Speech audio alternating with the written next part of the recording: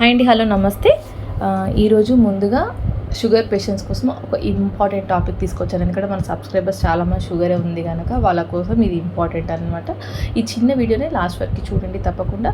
ఒకవేళ ఈ ఇన్ఫర్మేషన్ ఎవరికి యూజ్ అవుతున్నా కానీ తప్పకుండా షేర్ చేయండి. ఈ మధ్య కాలంలో నేను ఫ్రీక్వెంట్గా వింటున్న ప్రాబ్లం, మాకు తెలిసిన వాళ్ళలో జరిగిన ప్రాబ్లం ఏంటంటే డయాబెటిక్ అల్సర్.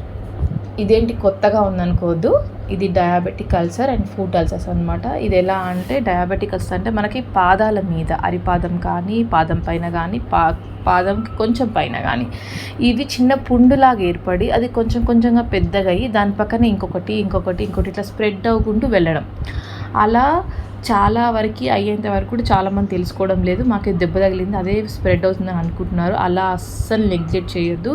ఎవరికైతే డయాబెటిక్ అన్కంట్రోల్గా ఉంటుందో, ఎవరైతే షుగర్ మెడిసిన్స్ ఫ్రీక్వెంట్గా వేసుకోకుండా స్కిప్ చేస్తున్నారో వాళ్ళందరూ ఈ ప్రాబ్లమ్స్ని ఫేస్ చేస్తున్నారు. నాకు తెలిసిన చుట్టుపక్కల చాలామందికి అవుతుంది. వాళ్ళకి అసలు అది ఫస్ట్ డయాబెటిక్ అల్సర్ అని తెలియడం లేదు ఎవరికి.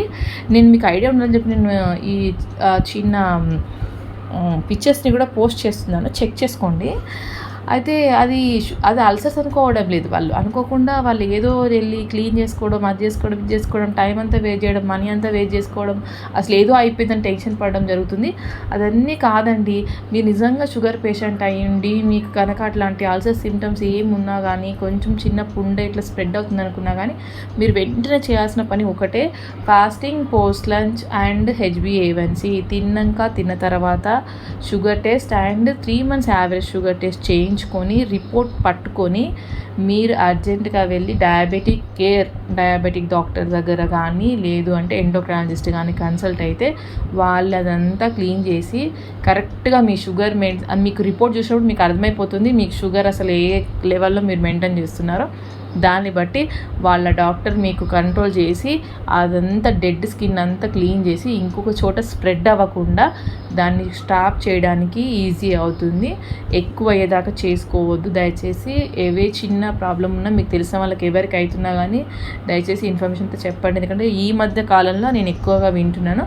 నాకు తెలిసినంతవరకు చాలామందికి ఏంటంటే షుగర్ ఉండి కొంతమందికి ఎలర్జీ సిమ్టమ్స్ ఉంటాయి. అంటే లైక్ ఎట్లా అంటే కొంతమంది కొన్ని ఫుడ్లు పడవు, తినగానే వాళ్ళకి దురదలు వచ్చేస్తాయి.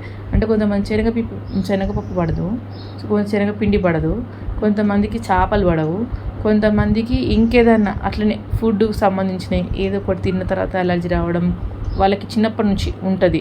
అట్లా ఉన్న వాళ్ళకి ఏంటంటే వాళ్ళకి అలా ఉండి షుగర్ కూడా ఉన్న వాళ్ళకి తొందరగా వాళ్ళకి షుగర్ అన్కంట్రోల్ ఉంటే వాళ్ళకి ఎఫెక్ట్ అవుతుంది. అది చాలామంది తెలియక ఏదో ఫుడ్ అనుకుంటున్నారు, హాస్పిటల్లో జాయిన్ అవుతున్నారు, టైం అంతా వేస్ట్, మనీ అంతా వేస్ట్, అన్నీ వేస్ట్ చేసుకుంటారు. ఇలా చేసుకోకండి దయచేసి.